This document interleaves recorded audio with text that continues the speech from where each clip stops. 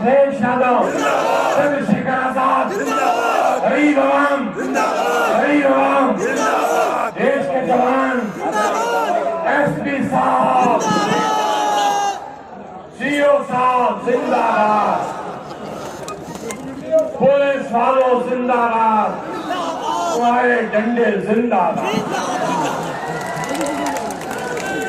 बहुत ही बड़े नेता, हमारे परिवार जैसे आदरणीय आजम खान साहब, मंच पर उपस्थित आजाद पार्टी के राष्ट्रीय अध्यक्ष नौजवान साथी चंद्रशेखर आजाद,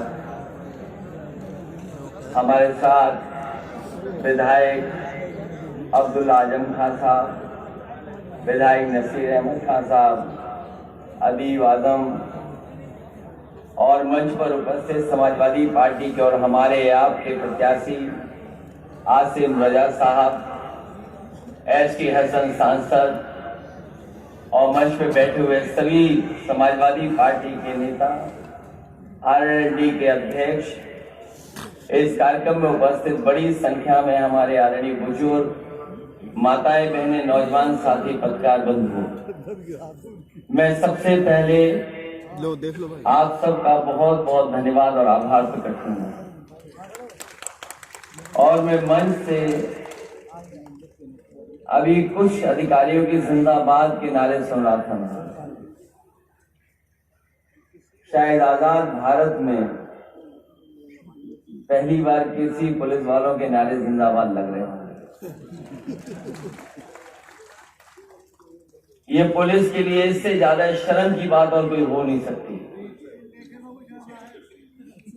क्योंकि हम और आप वो लोग हैं जो कानून और संविधान को मानते हैं, और जो लोग वहां दूसरी तरफ बैठे हैं वो ना कानून की परवाह कर रहे हैं, ना संविधान की परवाह कर रहे हैं। हम में और उनमें इतना ही फर्क है कि हम और आप जो इस आजाद देश को हमारे पूर्वजों ने, पुराने हमारे बुजुर्गों ने जो हमें संविधान दिया, हम संविधान को मान करके हम संविधान के दायरे में रह रहे हैं, और जिनसे हमको लड़ना पड़ रहा है, जिनके बारे में हमें आज जिंदाबाद बोलना पड़ रहा है, वो ना संविधान मानना चाहते ना कानून। और कल अगर ये माफी भी मांगेंगे तो बताओ आदरणीय आजम खान साहब, उनके परिवार, उनका बेटा, उनकी पत्नी के क्या वो दिन जो जेल में रहे वापस हो जाएंगे? सोचो इन बातों का। से अपील करने आया हूं,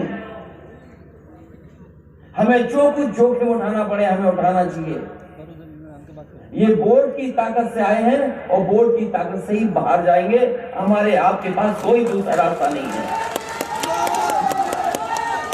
हमने आपने कई चुनाव देखे हैं, ये पहला चुनाव नहीं देख रहे हम और आप। इससे पहले हम लोगों ने पंचायत के चुनाव में लुटता हुआ देखा। पंचायत के चुनाव में जो लोग जीते वो हार गए, जिन्हें जनता ने हराया वो कुर्सी पे बैठ गए। आप हम लोग अभी कुछ दिन पहले चुनाव लड़े थे। ये पहली बार लोकतंत्र में ऐसी तस्वीर नजर आ रही है कि जिसके साथ जनता खड़ी थी वो चुनाव हार गए, और जिनकी रैलियों में, सभाओं में कुर्सी खाली थी, उन सत्ता में बैठ गए आकर। ये जो पिछला चुनाव हुआ, ये जनता हमारी आपकी सरकार बनाने के लिए वोट दे रही थी। सरकार हमारी आपकी छिन गई। हमारी आपकी सरकार होती तो शायद हमको आपको ऐसे दिन नहीं देखने पड़ते। मैं भी भीड़ में अपने सिख भाई तेजिंदर बिर्द को देख रहा हूं। मैं आपको लखीमपुर की कहानी याद होगी। किसान अपने हक और सम्मान को लेकर के आंदोलन कर रहे थे। पीछे से भारतीय जनता पार्टी के कार्यकर्ता और उनके समर्थक लोग लेकर गाड़ी लेकर के आए और रौंद दिया। उसमें सबसे पहले टक्कर अगर किसी को लगी तो किसान को लगी, और तेजिंदर बिर्द बताऊंगा मैं को लगी और उनकी जान बच गई, जाने गई उसमें। हमने आपने देखा इन्हीं के लोगों ने जो किसान का हक मांग रहे थे उनकी जान ले ली इन्होंने। और आपको याद होगा, हम सिख भाइयों को और किसान भाइयों को बधाई देंगे।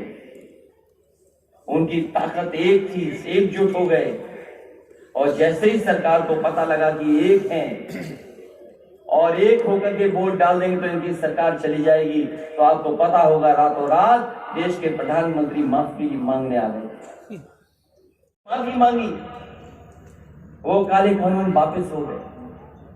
ये कोई एक विधानसभा का चुनाव नहीं है। आपको हमको कोई ये कह सकता है कि एक विधानसभा का चुनाव है। मैं आपसे कह के जा रहा हूं, आप ये चुनाव जिताइए और 24 से पहले के बाद आप देख लेना उत्तर प्रदेश में भारतीय जनता पार्टी की सरकार नहीं बचेगी।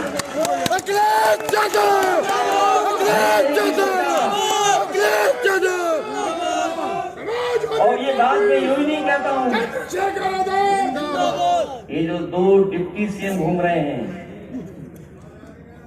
आपने देखा होगा, जगह जगह आ रहे हैं, वो कहते हैं हम लोग माफिया हैं, हम लोग अपराधी कहते हैं। वो दोनों इस चक्कर में कि कब मुख्यमंत्री बन जाए।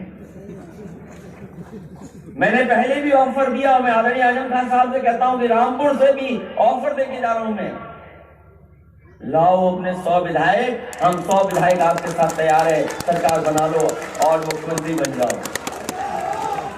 क्या डिप्टी सीएम बने घूम रहे हो? डिप्टी सीएम ने क्या रखा है बताओ?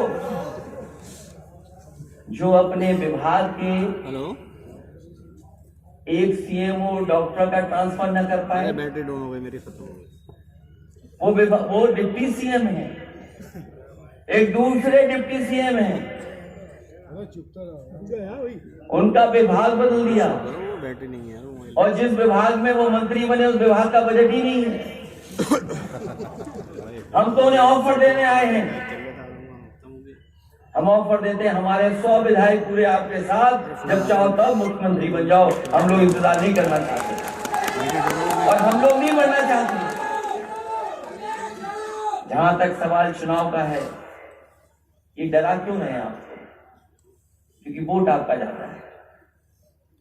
आदरणीय आजम खान साहब को मानने वाले लोग हैं, केवल आप और हम नहीं, पूरा देश जानता है कि आजम खान साहब के ऊपर सब झूठे मुकदमे लगे। बताओ झूठे मुकदमे लगे कि नहीं लगे? और जब सरकार बनने का समय आया था तो ये अधिकारी अपना रंग रूप बदल लिए थे कि नहीं बदल लिए? ये तो हमारी आपकी सरकार नहीं बनी, इसलिए पुलिस खड़ी है। मैंने उस समय भी कहा था टेंट में, जब ये खड़े हुए लोग थे, सबसे जल्दी बदलने वाले यही लोग हैं। और हमने वो समय देखा है बदलते हुए। समय से बड़ा बलवान कोई नहीं है।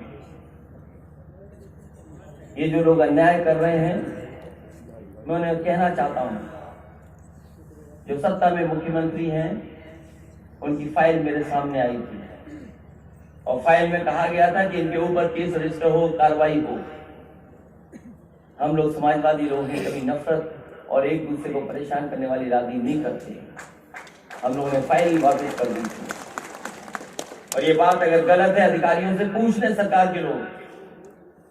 अब हम लोगों को इतना मजबूत मत बनाओ, इतना कठोर मत बनाओ कि अगर हम लोग सरकार में आ जाएं तो आपके खिलाफ भी वही कार्रवाई करें जो आज कार्रवाई नहीं हो रही है।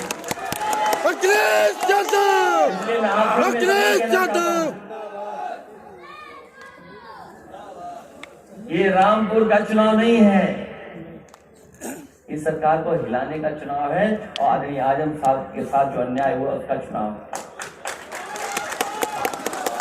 आपको बताना पड़ेगा कि आप किसके साथ हैं। कोई दल नहीं है, दो ही दल हैं आमने सामने। कोई तीसरा प्रत्याशी लड़ रहा हो तो बता दो हमें। एक तरफ बीजेपी और दूसरी तरफ समाजवादी पार्टी। एक तरफ वो लोग जो अन्याय कर रहे हैं, अपमानित कर रहे हैं, झूठे मुकदमे लगा रहे हैं, और हमारा आपका भविष्य खत्म कर रहे हैं। श्रीरामपुर वो जगह है जहां देश ने पहला शिक्षा मंत्री दिया, और मुझे तो लगता है कि शिक्षा मंत्री जो पहले दिए गए होंगे वो इसीलिए दिए गए होंगे कि आपके आने वाली पीढ़ी पढ़ी लिखी बने, आगे बढ़े, अच्छी जगह जाकर के समाज को एक दिशा दे। कोई रामपुर में ऐसा काम नहीं हुआ जिससे आने वाली पीढ़ी सुधर सकती थी। अगर उस काम को किसी बड़ा करके और पढ़ाई के लिए आपके लिए इंतजाम कर दिया,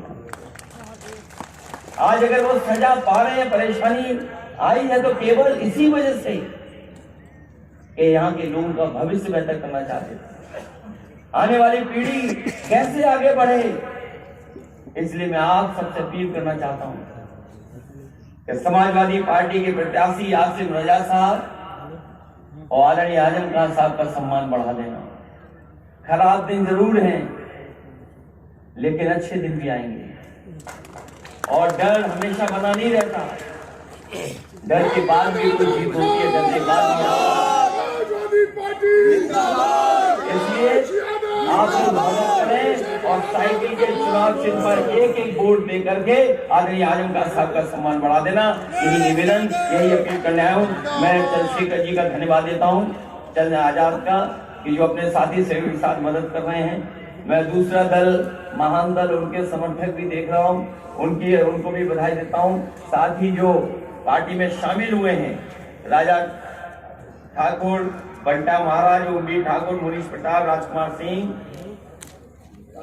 काले शर्मा, रोशन लाल, मैं सबका बहुत बहुत स्वागत करता हूँ, बहुत बहुत बधाई देता हूँ। इस उम्मीद के साथ आने वाले समय में आप लोग साइकिल के चुनाव पे एक एक वोट दे करके आदरणीय को जिताने का काम करेंगे।